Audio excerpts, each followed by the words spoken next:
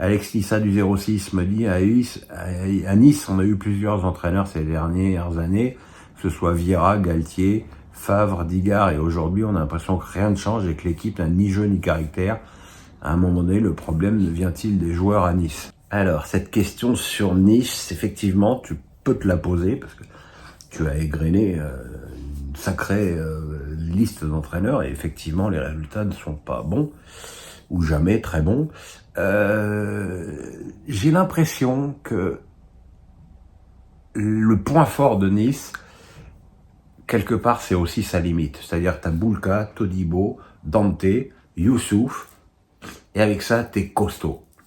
Et quand t'es costaud et tu t'en contentes, comme c'est, je suis désolé, le cas de Farioli, bah tu travailles pas le jeu, tu progresses pas ton jeu, tu t'essayes pas de bâtir des attaques placées avec ton milieu, tu ne fais pas des vrais choix offensifs, et tu tâtonnes. Moi, j'ai été halluciné de la tactique de Nice à Toulouse, même si en plus ils ont eu la chance d'ouvrir le score sur un but heureux. Derrière, t'as pas de caractère, t'as pas de révolte, t'as pas de solidarité. Et comme je l'ai dit et je le redis hier, voilà, quand t'as des joueurs qui s'emmerdent et qui gagnent, ils s'en foutent de s'emmerder. Dès qu'ils commencent à perdre, ils disent « Oh ouais, mais dis donc, mais en plus on s'emmerde ». Et là, ça commence à être le problème, et j'ai peur que Nice, sauf réaction forte, termine mal la saison. Vince me dit, avec ses 40 000 points, LeBron James est-il le meilleur joueur de NBA? Messi ou Ronaldo, Mbappé est-il une légende du PSG? LeBron James est-il le meilleur joueur de NBA de tous les temps? Bon, vous êtes tous très friands de ça, c'est difficile de répondre. Jordan avait atteint un niveau de grâce absolue. Ce qu'il y a d'extraordinaire avec LeBron, c'est déjà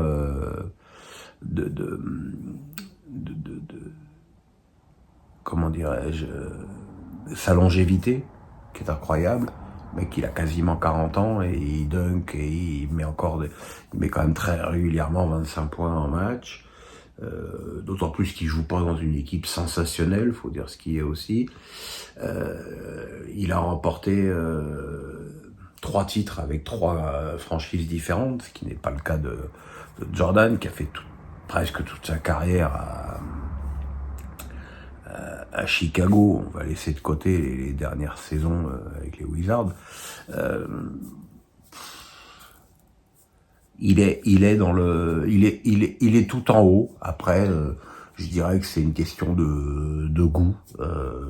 Moi, j'adore LeBron James. J'avais passé une soirée assez sympa avec lui au VIP.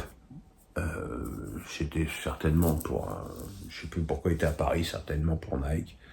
Je m'étais retrouvé à cette soirée, et c'était drôle, c'est que les gens n'avaient qu'une hantise, c'est que je fasse un selfie avec lui. Donc j'avais interdiction formelle de faire une photo avec lui. Par contre, boire un verre avec lui pendant une demi-heure, comme ça a été le cas, aucun problème. Et très franchement, je préfère avoir passé une demi-heure avec lui qu'avoir fait un selfie avec lui. Alex Lissa du 06 me dit « Reims n'avance plus beaucoup ces derniers temps. Les propos manquants d'ambition de Jean-Pierre Caillot il y a quelques semaines disant que l'objectif de Reims était de terminer 9e ont eu un effet néfaste sur l'état d'esprit des joueurs rémois. » C'est surtout le fait de vendre Matuziwa en plein mercato d'hiver qui a eu un effet néfaste. Maintenant, Jean-Pierre Caillot, il a pas changé. Moi, j'étais à Reims en 2005, donc il y a 19 ans, et on était bien classés. Il me semble qu'on était 7e en janvier et tout. Et là, il décide du jour au lendemain de vendre Hensman, qui était notre avant-centre à Valenciennes. Et il me dit, tiens, démerde-toi, communique avec ça. Et il m'avait fait cette phrase qui m'avait assis. Il m'a dit, ouais, de toute façon, si on est dans les 10 premiers, ça me coûte trop cher en prime. Voilà, il y a un moment donné où quand ton porte-monnaie prend le pas sur les ambitions de ton club, c'est quand même très problématique.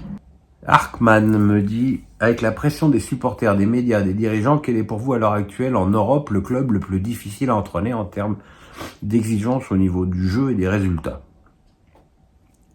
C'est-à-dire que le souci, c'est pas un club, il y a des clubs dans tous les pays où tu es évidemment beaucoup plus sous le feu des projecteurs et des médias.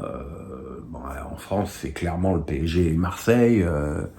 En Italie, c'est la Juve et le Milan. En Espagne, c'est le Real et le Barça. En Angleterre, c'est les deux Manchester. Et parce que j'ai l'impression que Liverpool évolue dans une quiétude assez étonnante pour un club de ce niveau. Donc voilà, c'est difficile de répondre sur le club d'Europe où il y a le plus la pression.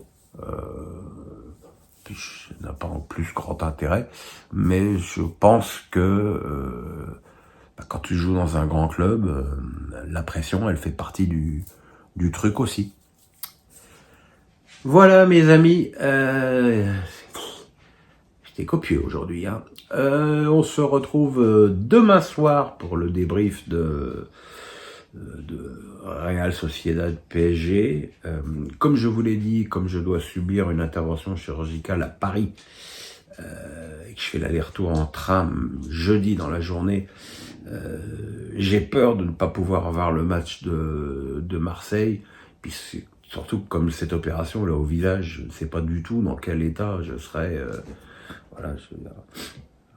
Si vous avez très envie de voir un débrief avec Quasimodo. Donc, je ne sais pas. Je ne peux pas vous promettre de ne pas le faire, mais je ne sais pas encore si je pourrais vous faire le débrief de Marseille, Villarreal. Sinon, on se retrouvera le lendemain pour mes pronos légendaires et puis pour la suite du championnat. Merci, je vous embrasse. Le pouce, on s'abonne. Bye bye.